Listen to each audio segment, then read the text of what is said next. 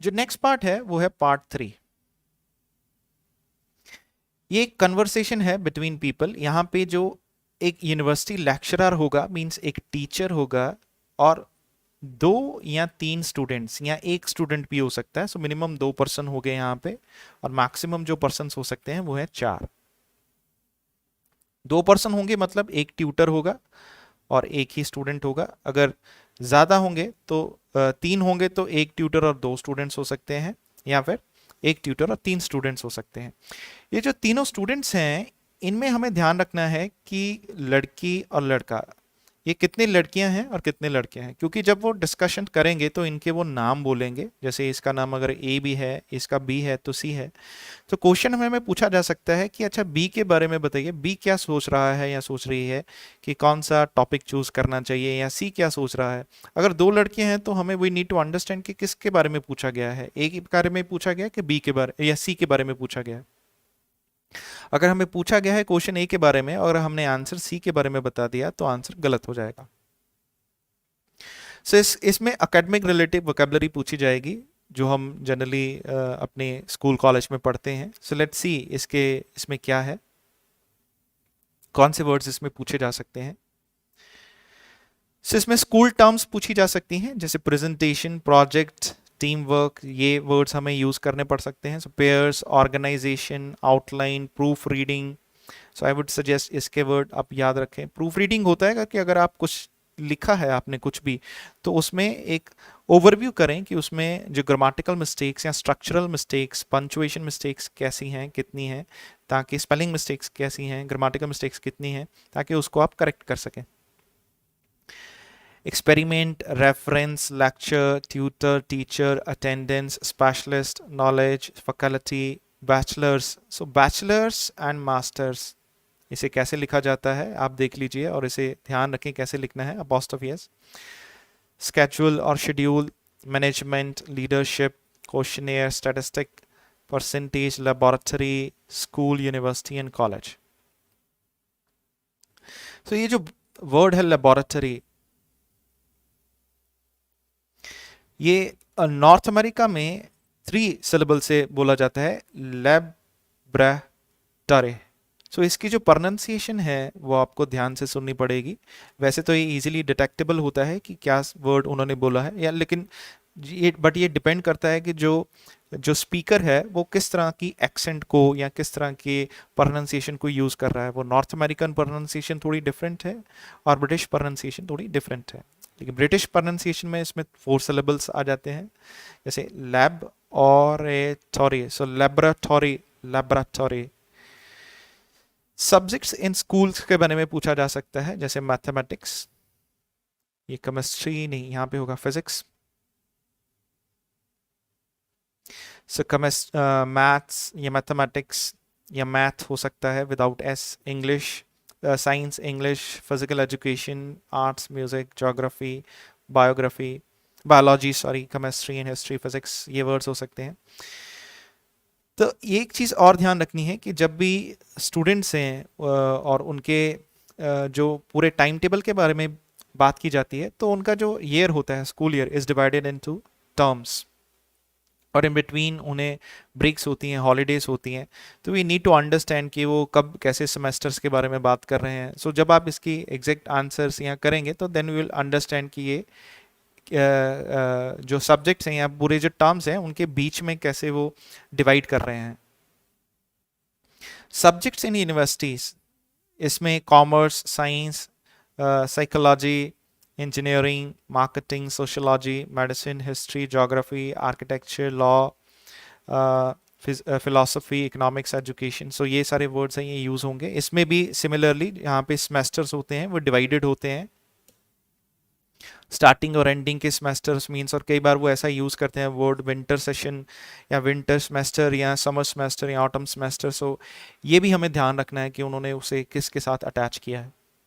इसमें और जो वर्ड्स यूज हो सकते हैं वो है assignment, test, revision, pass, fail, repeat, supervise, supervisor, assess, exam. याद रखना है ये जो असेस है ये ACCESS से अलग है। सो ये जो असेस होता है इसका मतलब होता है रीच, पहुंच, ठीक है। और ये जो वर्ड है असेस, इसका मतलब होता है analyse,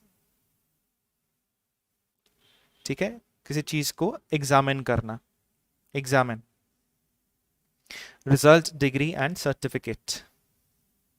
so let's see part 3 में हमें मैचिंग क्वेश्चंस आए हैं। जैसे यहाँ पे 21, 22, 23, 24, 25 ये जो क्वेश्चंस हैं, इसे हमें यहाँ पे A B C D, A B C, ये 3 ऑप्शंस के हिसाब से यहाँ पे मैच करना है। ए बी सी, कौन सा ऑप्शन आता है? ए है he will definitely do it, he may और मे नॉट डू इट, और he won't do it. So वो पक्का करेगा, वो शायद करेगा या नहीं भी कर सकता, और वो नहीं करेगा। सो लेट्स सी, हम इसे स्टार्ट करते हैं, प्ले करते हैं। You will hear a communication studies student talking to his tutor about optional courses for the next semester. Come in. Oh, hello, Jack. Have a seat. Right. You said you wanted to see me to talk about your options next semester? That's right. We have to decide by the end of next week. Really, I'd like to do all 5 options, but we have to choose 2, don't we? Yes, but the choice depends on your major to some extent. You're majoring in communication studies, aren't you? That's right. So, for example, the media studies option will cover quite a lot of the same area you did in the core module on mass communications this semester, the development of the media through the last 2 centuries in relation to political and social issues. Well, that was interesting, but I've decided I'd rather do something completely new. There's a women's studies option, isn't there? Yes, Women and Power.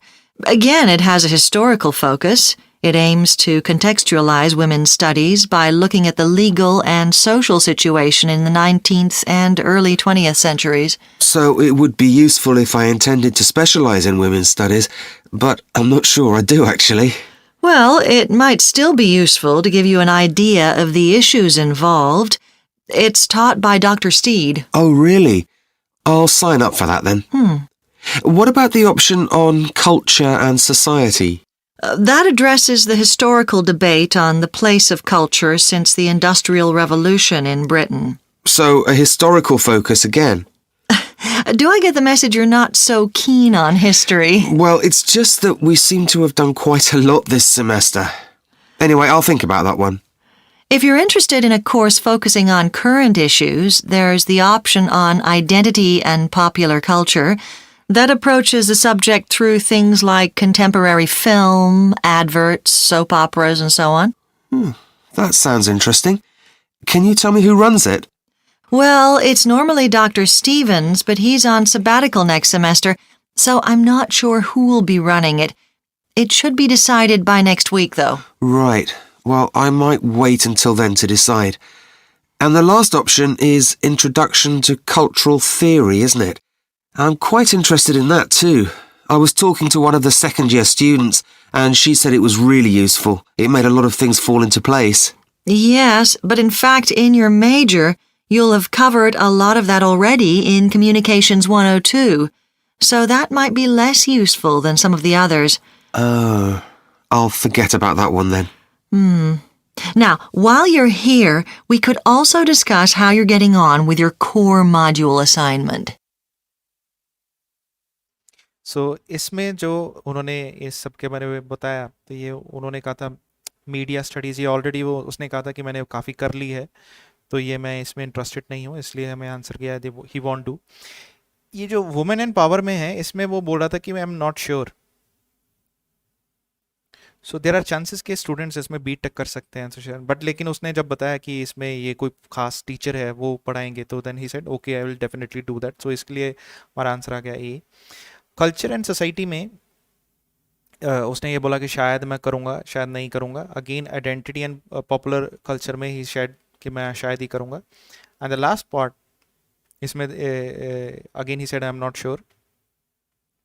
ये जो last part था 25, तो इसमें इसने directly कहा कि सो I want do it, कि मैं इसको नहीं पार्टिसिपेट करूँगा, क्योंकि इसने भी ऑलरेडी डन है, ये उसने पहले पढ़ा हुआ है। जब ये क्वेश्चंस हुए, उसके बाद ये जो नेक्स्ट क्वेश्चंस है, इसके लिए आपको पढ़ने के लिए कुछ अबाउट 30 या फिर 20 जो सेकेंड्स है उसका टाइम मिलेगा। सो आप उसको रीड कर सकते हैं, देन ये आप स्टार्ट कर सकते हैं। ये जो थे, ये मैचिंग क्वेश्चंस थे, और ये जो हैं ये ब्लैंक्स हैं, ये कंप्लीट द सेंटेंस है. So no more than 2 words, मतलब इसमें हम 2 से ज़्यादा वर्ड्स को यूज़ नहीं करेंगे. सो एक बार अगर रीड करें, study with the open university demand a great deal of. So अगर ओपन यूनिवर्सिटी में पढ़ना है, ओपन यूनिवर्सिटी जनरली मेरे जहाँ जहाँ से डिस्टेंस एजुकेशन होती है उसको कहा जाता है, मतलब यहाँ पे रेगुलर क्लासेस नहीं होती, बच्चे ऑनलाइन पढ़ते हैं. Studying and work at the same time improves Rachel's dash skill. तो कौन सी काम और पढ़ना दोनों साथ में करने से कौन सा स्किल इंप्रूव हुआ? It was helpful that the course was structured in. तो वो फ़ायदेमंद था कि कोर्स स्ट्रक्चर था, किस में, मतलब वो हम देखेंगे. She enjoyed meeting with students at dash. वो स्टूडेंट से मिलने मतलब इंजॉय करती है. So now will start. The other thing I wanted to ask you was, did you find it hard studying with the Open University? You mean because you're studying on your own most of the time? Well, it took me a while to get used to it. I found I needed to maintain a high level of motivation because it's so different from school. There's no one saying, "Why haven't you written your assignment yet?" and that sort of thing. Oh dear. You'll learn it, Paul. Another thing was that I got very good at time management because I had to fit time for studying round a full-time job. Well, I'm hoping to change to working part-time, so that'll help. What makes it easier is that the degree is made up of modules, so you can take time off between them if you need to. It isn't like a traditional 3 or 4 year course where you've got to do the whole thing of it in one go. Oh, that's good, because I'd like to spend 6 months traveling next year. It's all right for some. Then, even though you're mostly studying at home, remember you've got tutors to help you, and from time to time there are summer schools. They usually last a week. They're great because you meet all the other people struggling with the same things as you. Oh. I've made some really good friends that way.